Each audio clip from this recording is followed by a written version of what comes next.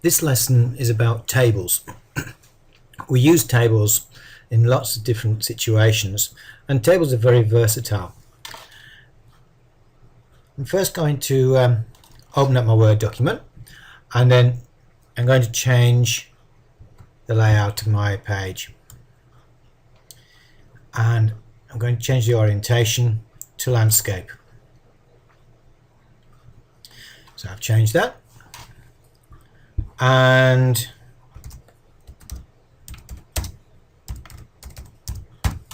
and put a title in there. I think I'll just make that a little bit bigger, bold, and I might center that as well. And underline it. I'm going to make sure that I've saved that now as I've started the document. I'm going to save that.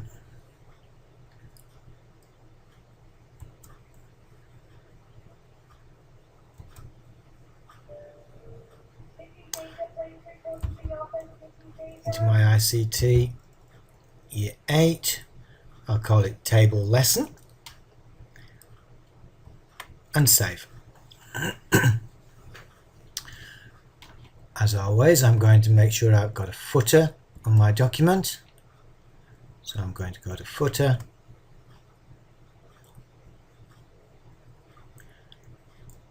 three-column footer.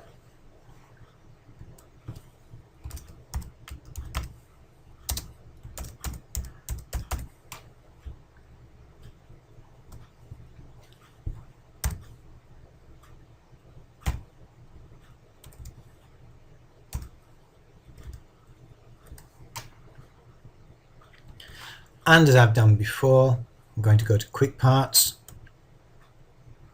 find the field.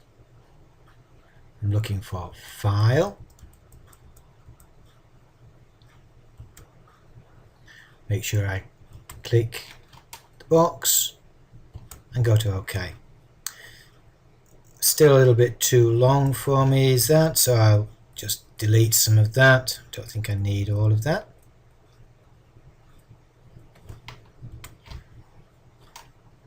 That gives me a good idea of where it's been saved to.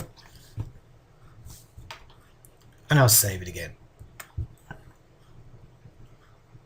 Good. Now I'm ready to start my table. I might give myself a little bit of space and insert there. I'm going to go to Insert. And I'm now looking for Table, which is over here. Click on Table. And I'm going to do 1, 2, 3, 4, 5, 6, 7 rows, and 1, 2, 3, 4, 5, 6, 7 columns. So that's 7 by 7. And again, save.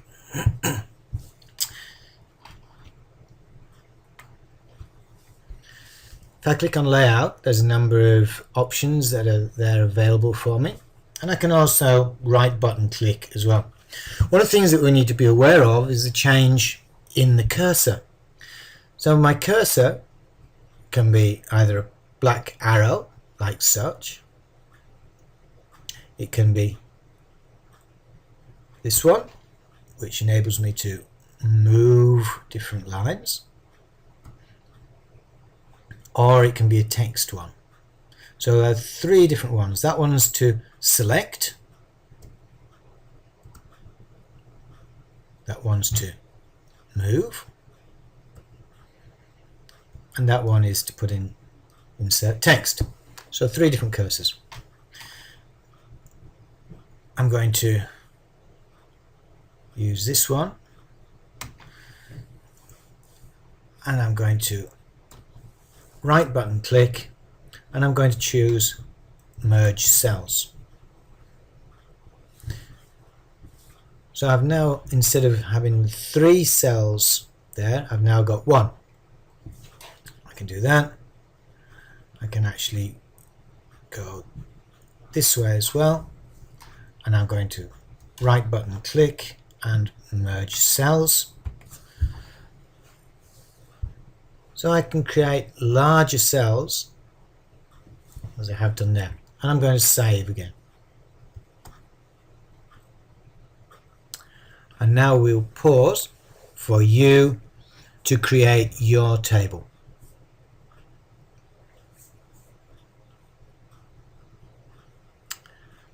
The next job is to have a look at how we can split cells.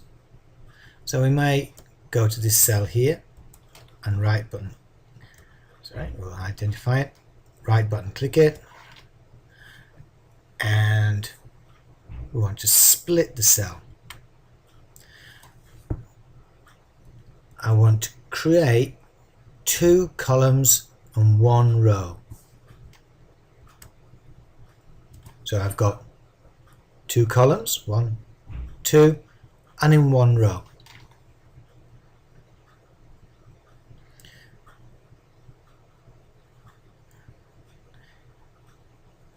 Let's have a look at this one. So I've identified the cell. Let's split the cell. And let's have 2 rows and 1 column.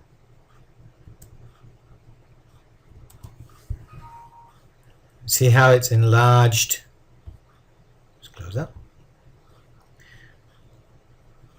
Enlarged all the other cells, which is quite interesting, but it's split this one here.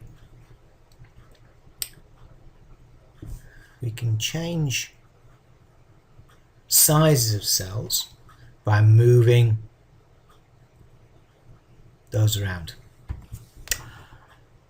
Okay, it's now your turn to catch up and complete what I've just done.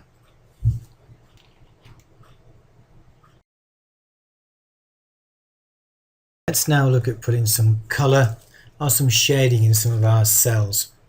Let's identify a cell. So identify this one. We'll go up to design, shading, and we'll choose red. Okay, let's choose one of the larger ones. Here, shading, and let's have a green. Okay, try this one. Let's go for a pale color.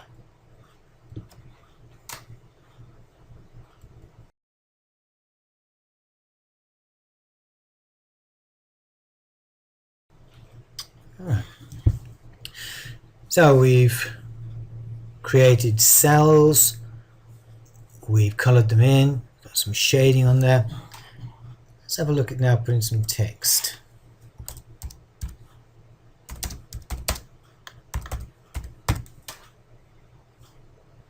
Easy to do. We can enlarge the text. We want to do that.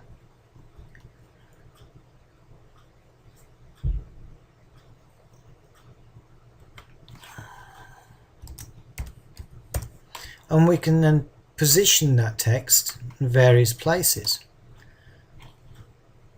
So if we want to change the direction of the text, we can do something like this.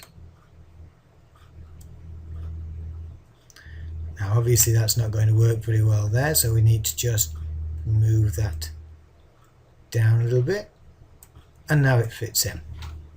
So we can move that around as that works.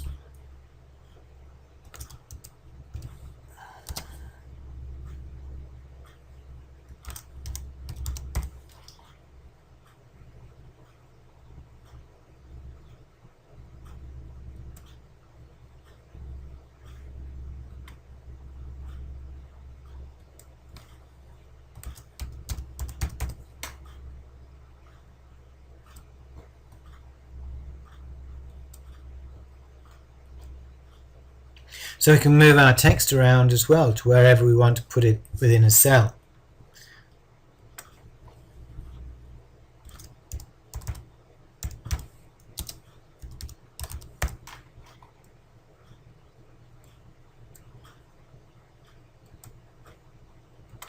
which is easy to do. Let's save our work again, and now it's your turn to try and catch up.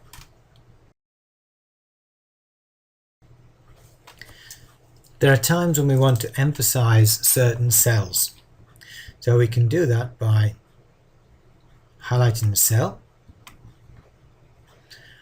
and if we go to design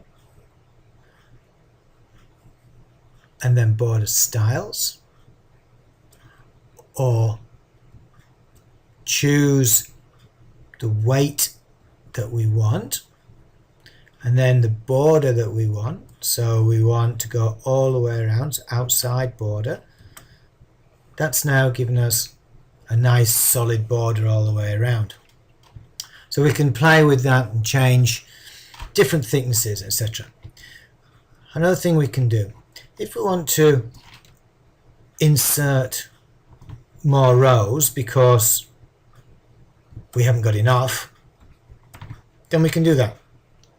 If we wanted to insert 2 at a time, then we'd highlight 2, right button click, insert rows below.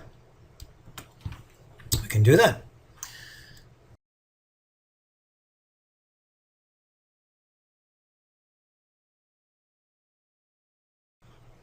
There are times when we want to remove lines or borders from cells, but we want to keep the cell there. So what we can do is highlight cell and then go to design. If we click on no border and we take that line out and then that line out, we can actually go along the row and take out different borders. There may be a quicker way of doing it than this, but I'm not quite sure at the moment how that is. I would have to play a little bit, and that could be something that you can have a go at. Play with it and see what you can make it do. At the present time, I've removed all of those, so in fact I could separate that out. Now technically those cells are still there, it's just that the lines are not visible, which is quite an interesting thing to do, and it makes it look as though you've got 2 separate tables on your page. Your turn to have a go and catch up with the work.